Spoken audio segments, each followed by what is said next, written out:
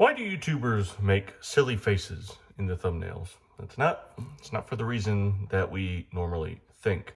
The thumbnail is probably the most crucial element of the entire package of what the YouTube video is. This is something I'm learning, title, thumbnail, and description.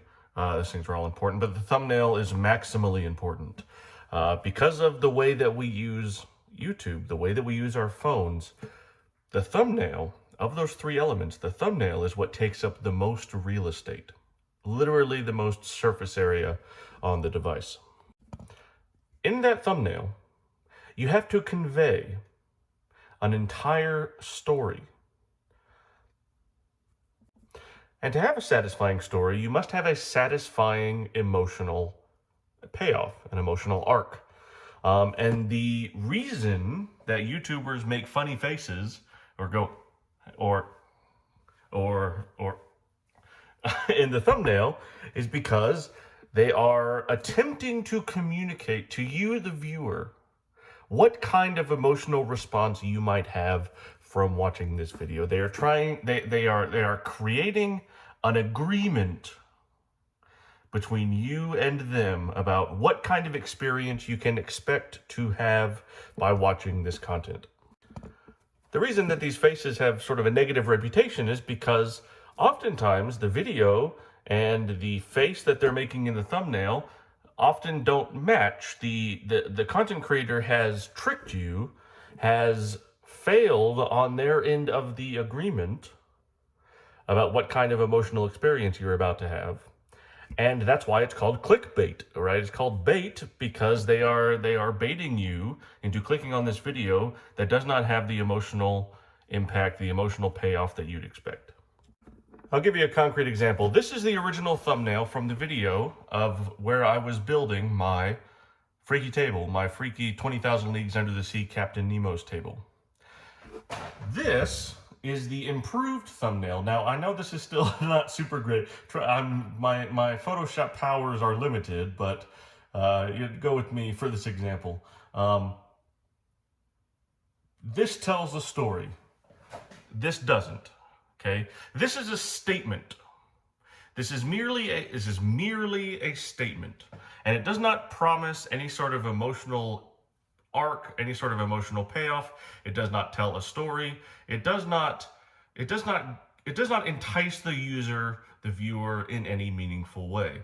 Now, many channels get away with just this. Now, when I say get away with, I mean that they are able to do just this because the viewer recognizes their style, recognizes the way that they make thumbnails, and so they come to expect, oh, I get it. They're going to make this. They are able to make that cognitive leap because they associate the name with the style of video in the thumbnail, and they're, okay, I get it. They're gonna make this thing, okay? But nobody has that with me yet. That's not what we're about. We're about curiosity and about learning things, right? And so in order to entice those kinds of viewers, we have to make a thumbnail that tells a story, that has some kind of emotional impact. Now, I was not really in the mood to sit here and mug for the camera. I was trying to make an example for this video. I was trying to make an example, so I'll use an emoji, but you get the idea. Okay, use your imagination.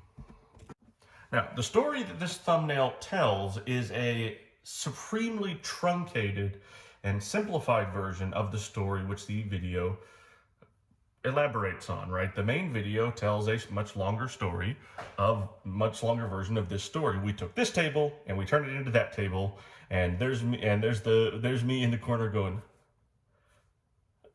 hey, that's pretty cool, isn't it? Right? The emotional impact that you're meant to, that we're agreeing to is that, hey, this is neat. I think this is neat. And sometimes that's all you need. That is, I would say that's most of what YouTube is based on. I think this is neat. I thought you might as well. I think fundamentally at the heart of it, that's why YouTubers do this. That's why they make goofy faces for the thumbnail. Whether or not we have all agreed that this is the reason that they have chosen to do this, it works. We know that it works. I say we. They know that it works. Okay? But I think that what I'm saying is the reason that it works. But this is just an experiment. This is something we're going to try. I will report back with my findings as we continue our journey together and, live the curious life.